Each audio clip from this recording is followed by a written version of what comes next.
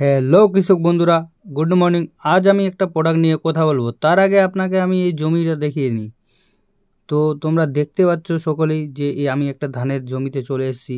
তো এখন এই জমিতে আমরা যে রোগটা দেখব সেই রোগটা আগে আগে দেখে নিই যে কী। তো আমরা একটু এগিয়ে যাই, জমিটাতে দেখি যেটা এখন সবথেকে মেজর প্রবলেম। তো তোমরা দেখতে পাচ্ছ যে কিছু কিছু জায়গায় সাদা সাদা দেখা যাচ্ছে, একদম ক্লোরোফিলটা চুষে খেয়ে নিয়েছে। তো এই রোগটা, এর নামই হলো পাতা মোড়ানো পোকা বা লিফ ফোল্ডার। তো তোমরা দেখতে পাচ্ছ যে সাদা সাদা করে দিয়েছে, একদম ধসা আসার মতো। তো এটা নিয়ে আজকে আপনাদের বলবো, যেটা 100% একটা প্রোডাক্ট দিলেই আপনার সেরে যাবে। তো সেই জিনিসটা আমি আজকে বলবো। তো আপনারা দেখেন, সে প্রোডাক্টটা আমি দেখাচ্ছি যে কি। তার সাথে আমি টেকনিক্যালটাও বলে দেবো যে এটা কোন কোন কোম্পানির বা বিভিন্ন কোম্পানির মধ্যে এটা পাওয়া যায় কি না। তো তোমরা দেখতে থাকো। তো এই জিনিসটা, এই যে এটা খুব মারাত্মক একটা জিনিস। এখন গামও রয়েছে, এখন শীষ বেরোবে কিছুদিন পর। আর এই অবস্থায় যদি এই মাজরা বা কারেন্ট পোকার মতো যদি এই পাতা মোড়ানো পোকাও যদি অ্যাটাক করে, তাহলে ফসলের অনেক ক্ষয়ক্ষতি হয়ে যায়।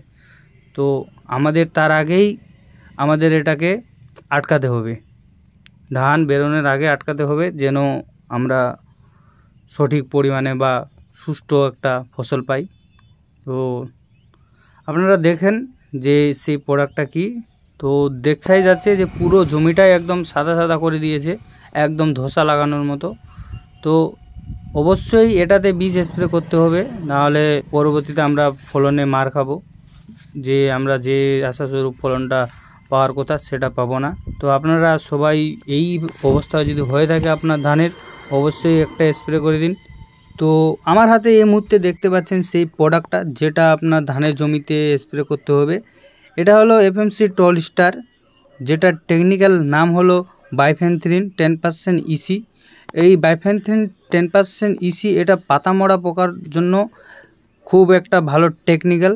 এটা বিভিন্ন কোম্পানিরও পাওয়া যায়, আপনারা সবসময় একটু ব্র্যান্ড দেখে নেবেন, একটু ভালো কোম্পানির।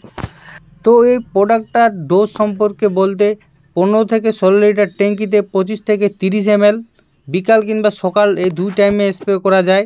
আর একটা জিনিস কি, এটা যত বৃষ্টি হবে তত এই পোকার উৎপাত বেড়ে যাবে।